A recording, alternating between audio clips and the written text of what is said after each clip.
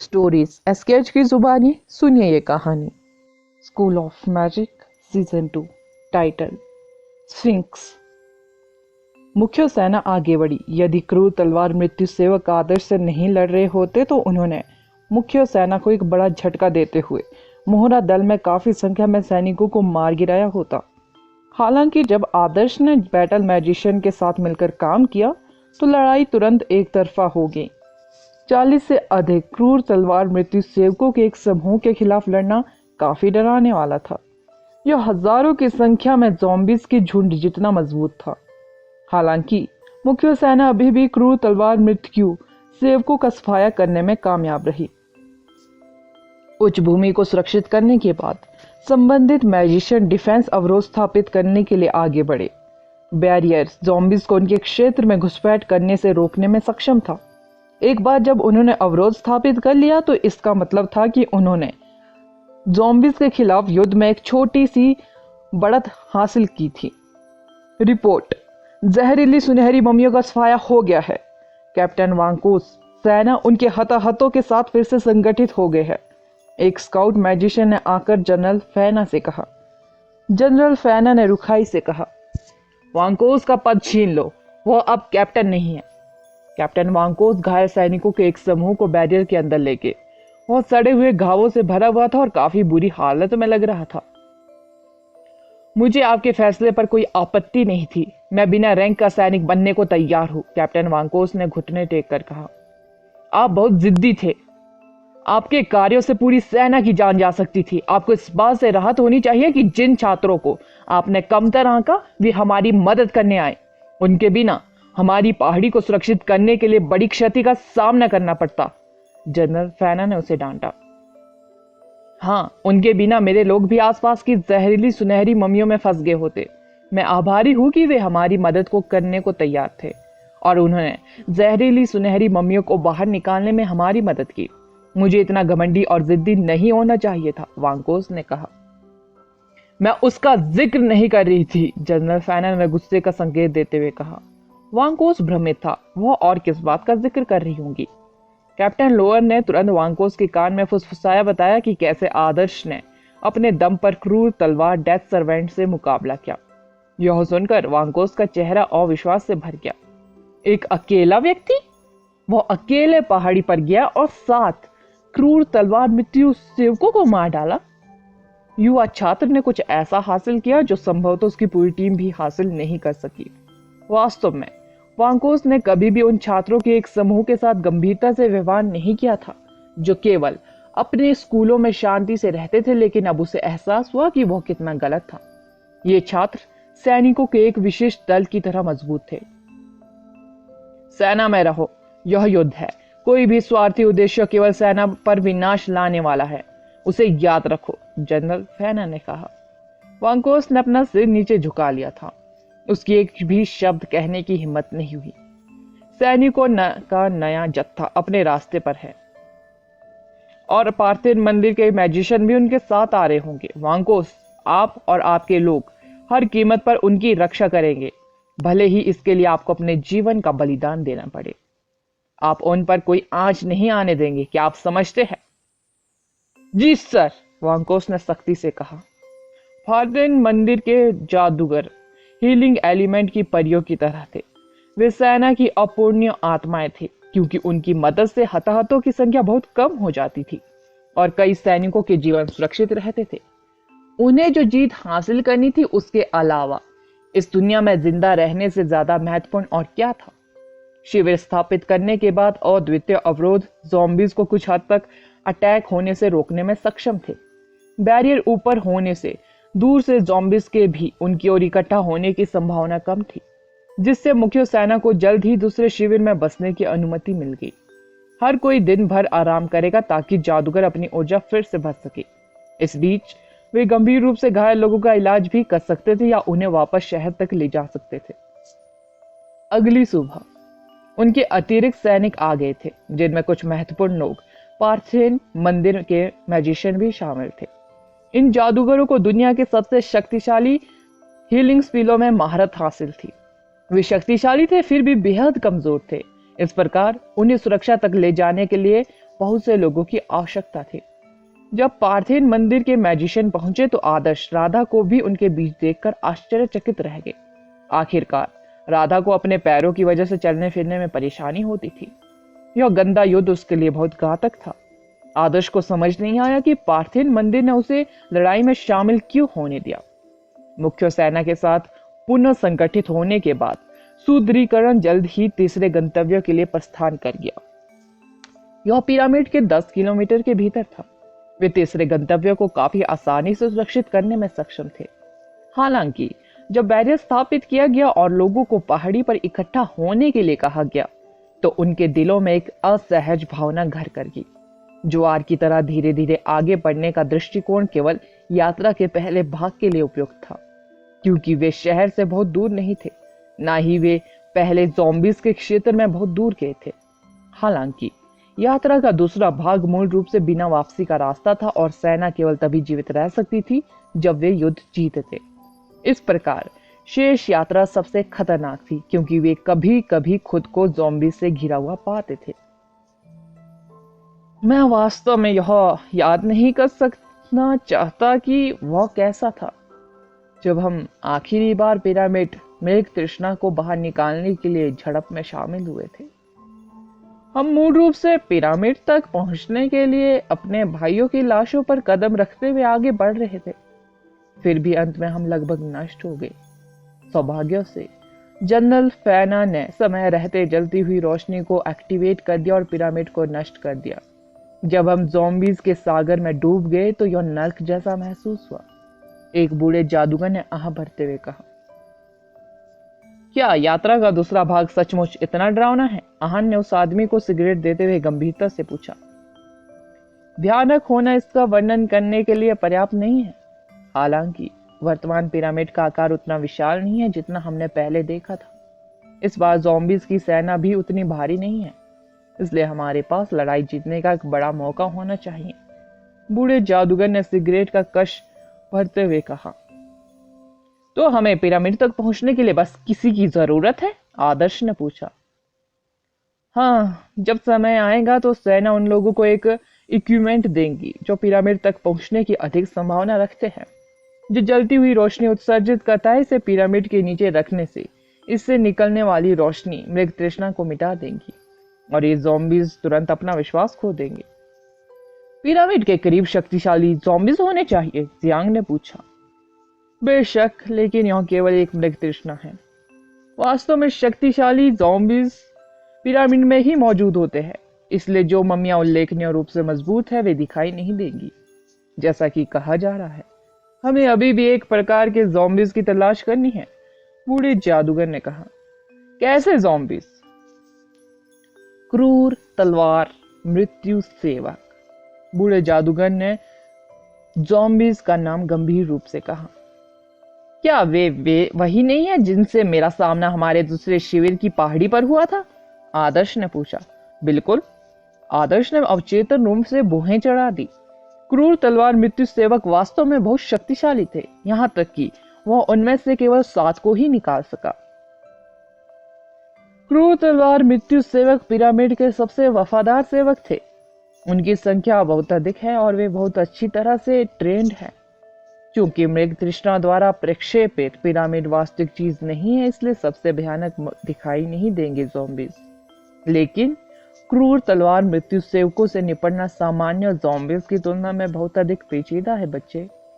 हमारे अनुमान के आधार पर इस पिरामिड की सुरक्षा में लगभग 500 क्रूर तलवार मृत्यु सेवक है। उनकी तलवारें मूल रूप से मौत की आड़ बनती है, जिसे पार करने में हमें परेशानी होगी। जब हम मृग तृष्णा तक पहुंचने के लिए क्रूर तलवार मृत्यु सेवकों की सेना पर काबू पाने की कोशिश करेंगे तो बहुत से लोग मरने वाले हैं। बूढ़े सैनिक ने फिर से आह भरते हुए कहा। 500? आदर्श का दिल डूब गया। यह संख्या पहाड़ी की चोटी पर दिखाई देने वाली संख्या से 10 गुना थी। यहाँ तक कि एक सुपर मैजिशियन भी एक साथ इतने सारे लोगों से लड़ने में सक्षम नहीं होगा। यदि एक मात्र मृग तृष्णा अपने चारों ओर इतने सारे ज़ॉम्बीज को बुला सकती है, तो क्या वास्तविक पिरामिड इससे भी बदतर नहीं है? क्या कोई पिरामिड के अंदर जाने में कामयाब हुआ है? जियांग ने उत्सुकता से पूछा। पिरामिड के अंदर जाना? बूढ़े जादूगर ने घातक मुस्कान के साथ अपना सिर हिलाया। उन्होंने जनरल फैना की दिशा में देखा और कहा, ऐसा लगता है कि जनरल कुछ अद्भुत जादूगरों के साथ एक विशाल पिरामिड में प्रवेश कर गए हैं। जनरल ने इसके बारे में ज्यादा कुछ नहीं बताया कि अंदर क्या था। उसने केवल इसे अंडरवर्ल्ड के रूप में वर्णित किया था। उन्होंने कहा कि वे फिरौन वास्तव में अभी भी जीवित है। क्या यह सच है? फिरौन? मेरा मानना है कि जो कोई भी फिरौन से मिला है वह मूल रूप से अंडरवर्ल्ड का हिस्सा बन गया है। इसलिए अब भी हम वास्तव में नहीं जानते कि फिरौन पिरामिडों के अंदर जीवित है या नहीं। बूढ़े जादूगर ने कहा, हम पहले से ही फिरौन के सैनिकों से निपटने के लिए संघर्ष कर रहे हैं। उन्होंने फिरौन के जिन सैनिकों का उल्लेख किया वे कोई और नहीं बल्कि क्रूर तलवार से मौत के सेवक थे। यदि पिरामिड के अंदर कोई वास्तविक फिरौन था तो उसकी शक्ति बिल्कुल जबरदस्त होनी चाहिए, खासकर प्राचीन काल की। उन्होंने पहले से ही उस मैजिक में महारत हासिल कर ली थी जो उनके जीवित रहते ही देश पर शासन करने में सक्षम था, और यह मैजिक उनके मरने के बाद ही मजबूत होगा। काहिरा में 3 सबसे बड़े पिरामिडों के बारे में बोलते मुझे यकीन है कि इसके अंदर कुछ ज़ॉम्बीज होंगे जो दुनिया को उलट सकते हैं। जियांग काफी उत्साहित लग रहा था और कहा, पिरामिड इस बात के लिए प्रसिद्ध थे कि वे कितने रहस्यमयी और शक्तिशाली थे, और उनमें से कुख्यात गीजा का पिरामिड भी निषिद्ध जादूगरों को चौंका देने के लिए पर्याप्त था। मुझे नहीं पता कि गीजा पिरामिड के अंदर क्या है, लेकिन स्फिंक्स पहले से ही अपराजय है। अगर वह आदमी चाहे तो यह मूल रूप से काहिरा के लोगों को दुख और पीड़ा में डुबा सकता है। बूढ़ा मैजिशियन एक बातूनी मालूम होता था। स्फिंक्स? आखिर वो क्या चीज है? आदर्श ने पूछा। मानव के सिर और शेर के शरीर वाला प्राणी। यह पिरामिडों का रक्षक जानवर है। पूरे मिस्र में सबसे जीवित प्राणी है। मजबूत भी है। चूंकि पिरामिड अभी भी रहस्य क्यों बने हुए हैं, इसका कारण यह है कि स्फिंक्स उनकी रक्षा कर रहा है। अफवाहें कहती है कि जब स्फिंक्स दहाड़ता है तो आकाश भी टूटकर गिर पड़ेगा। बूढ़े मैजिशियन ने घोषणा की। आदर्श हंस पड़ा। स्फिंक्स? जब उसने इसके बारे में सोचा तो उसे विश्वास हुआ कि यह प्राणी ब्लैक स्नेक के स्तर का ही कुछ होगा। वह नहीं जानता था कि स्फिंक्स इस दुनिया में एक जीवित चीज है। विशाल पिरामिड के बगल में लेटे हुए विशाल प्राणी की कल्पना करना ही काफी आश्चर्यजनक था। School of magic season 2। Title, अंतिम 5 किलोमीटर। जब शाम हुई तो जमीन पर ताजा खून बिखरा हुआ था और आसमान के बदलते रंगों ने युद्ध की क्रूरता को चित्रित किया। मुख्य सेना ने पिरामिड पर अटैक बोल दिया था। चौथा शिविर अंतिम प्रदर्शन से पहले आखिरी शिविर था। अब समय आ गया है कि वे पिरामिड तक पहुंचने के लिए निडर होकर आगे बढ़े। जो उनके पीछे खड़ा था वो अब उनकी सेना या उनका शहर नहीं था, बल्कि वे खुद को बहुत सारे ज़ॉम्बीज से घिरा हुआ पाते थे। आदर्श को पहले भी ऐसे ही अनुभव का सामना करना पड़ा था। यह प्राचीन राजधानी में था जब ज़ॉम्बीज की सेना मानव सेना से कई गुना बड़ी थी। उस समय उनके पास बहुत सारे सुपर मैजिशियन थे, लेकिन इस बार उनके पास केवल 2 ही थे। आखिरी 5 किलोमीटर। यह ज़ॉम्बीज लोगों के उच्चतम घनत्व वाला क्षेत्र था, और यह ज़ॉम्बीज सबसे मजबूत भी थे। पूरे पीले बेसिन में अंधेरा फैला हुआ था और पिरामिड की मृग तृष्णा उनके ठीक बीच में थी। 10 किलोमीटर के भीतर सभी ज़ॉम्बीज इस बात से अवगत थे कि मनुष्य उनके पवित्र पिरामिड के खिलाफ एक योजना बना रहे थे। ज़ॉम्बीज अपने क्रूर चेहरों, टूटे हुए शरीरों, सड़ती जहरीली गैस और भूख से भरी आंखों से एक विशाल जंगल की तरह जगह की ओर बढ़ रहे थे, जो क्षेत्र के हर इंच को कवर कर रहा था। चार्ज! जैसे ही जनरल फैना ने आदेश दिया, सुरक्षा की एक नीली रोशनी आकाश में उठी, जो सेना के लिए एक संकेत के रूप में काम कर रही थी। चार्ज! पिरामिड को नष्ट करो! सभी मिस्र की जय हो! सेना एक भयंकर ज्वार में बदल गई, जिसने ज़ॉम्बीज को एक तरफ धकेल दिया। मैजिक के विस्फोट को और उनकी चमक ने शाम के आकाश को जगमगा दिया, क्योंकि उनकी विनाशकारी ऑरा पूरे स्थान में फैल गई। ज़ॉम्बीज की भयावह चीखें ठंडी हवा की तरह पूरे क्षेत्र में फैल गई।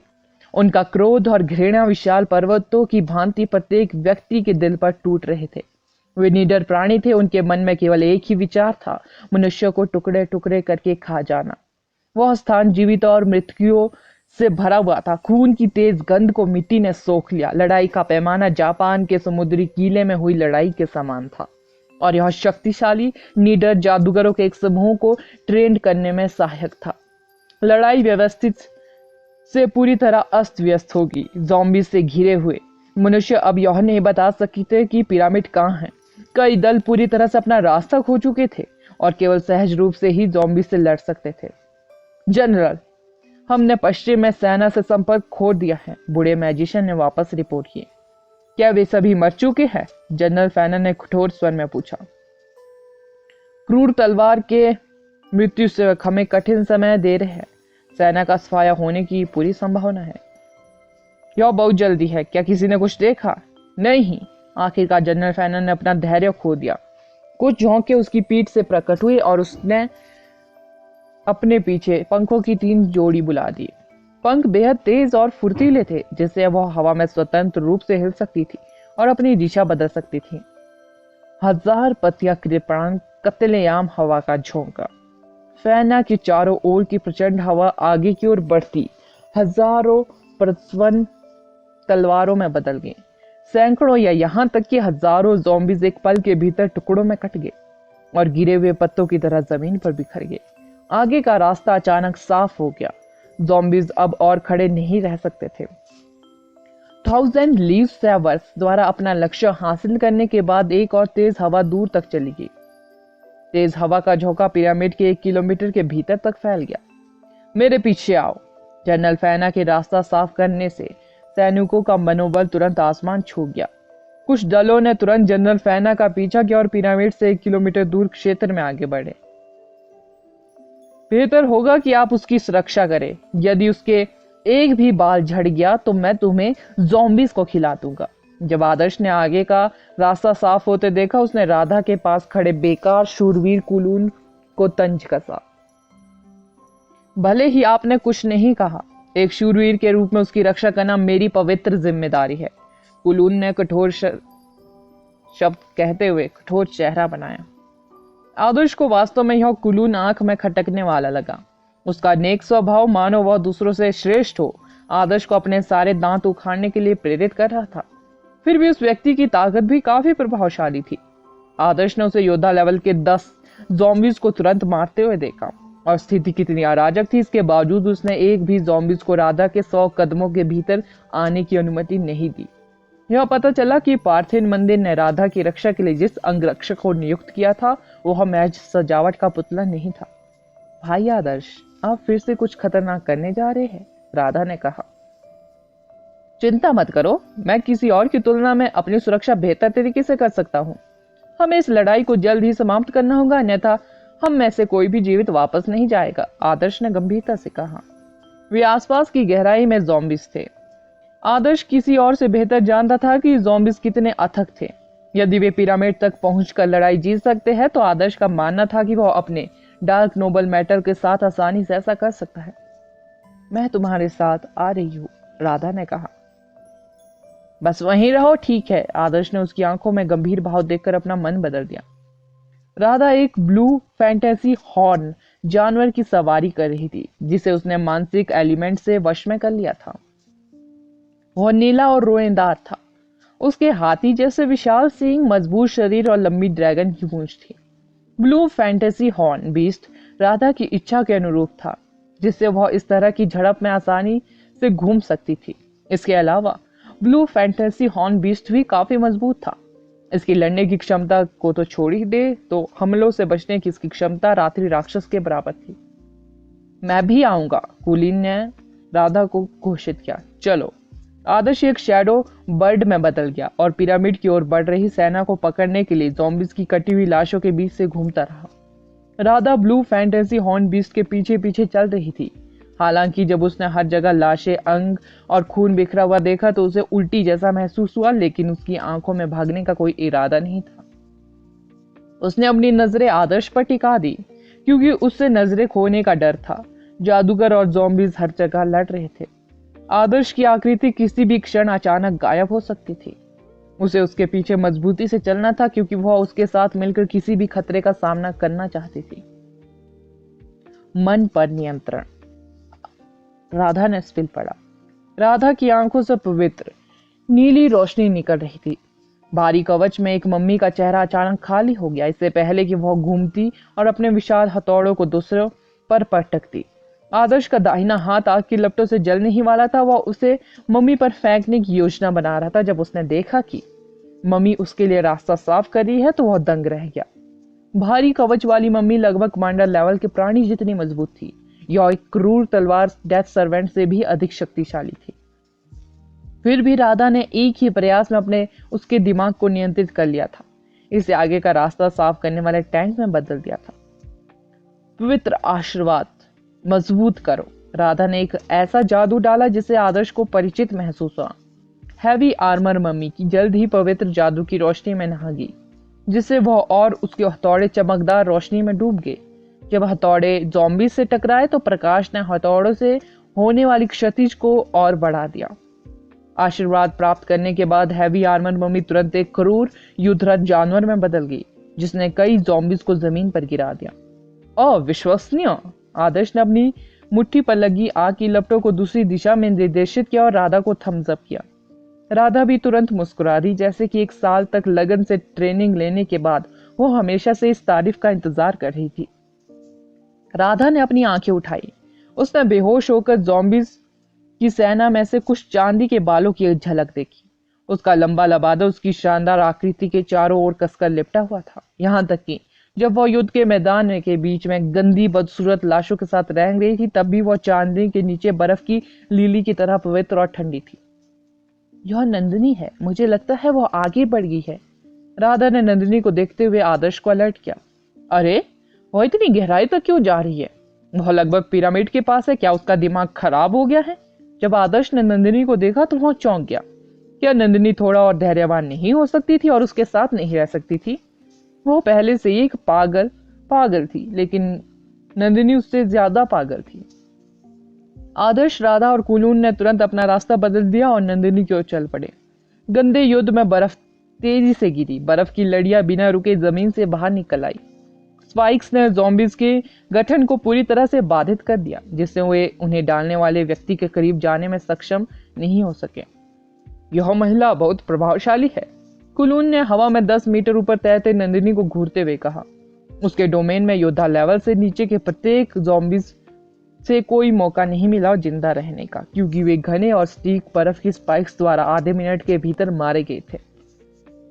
केवल मजबूत मांस वाले योद्धा लेवल के ही ज़ॉम्बीज बचे थे। आदर्श एक अग्नितोप की तरह था जो अपने विनाशकारी स्पिलों से ज़ॉम्बीज के विशाल क्षेत्र में विस्फोट कर रहा था। हालांकि नंदिनी का आइस डोमेन और भी अजीब था। उसके डोमेन में ज़ॉम्बीज की संख्या बिल्कुल नगण्य थी। 1 मिनट के अंदर उसके डोमेन में 100 सर्वेंट क्लास के ज़ॉम्बीज पूरी तरह स्थिर हो जाएंगे और उनमें से हजारों के साथ भी यही होगा। जब तक कोई शक्तिशाली ज़ॉम्बी नहीं आएगा, नंदिनी सभी सर्वेंट लेवल के ज़ॉम्बीज के लिए एक दूर स्वप्न थी। आधे किलोमीटर की दूरी तय करते हुए उनमें से हजारों ज़ॉम्बीज बर्फ की तरह टुकड़ों में बिखर गए। नंदिनी! राधा ने नंदिनी के कानों तक अपनी आवाज पहुंचाने के लिए साइकिंग वॉइस का इस्तेमाल किया। नंदिनी ने उन पर ध्यान दिया। जब वह बोलने ही वाली थी तो उसकी निगाहें अचानक तेज हो गई। उसके होंठ सांसों के बीच कुछ बुदबुदाने लगे। Ice bound! नंदिनी ने आदर्श और राधा के ऊपर एक विशाल बर्फ के क्रिस्टल को बुलाते हुए आगे की ओर इशारा किया। आदर्श शौक रह गया। नंदिनी आखिर क्या सोच रही थी? क्या वह पहले से ही बहुत सारे ज़ॉम्बीज को मारने से अपना दिमाग खो चुकी थी कि वह अब यह नहीं बता सकती थी कि उसके सहयोगी कौन थे? अगला एपिसोड जानने के लिए बने रहे मेरे इस चैनल के साथ। Thank you.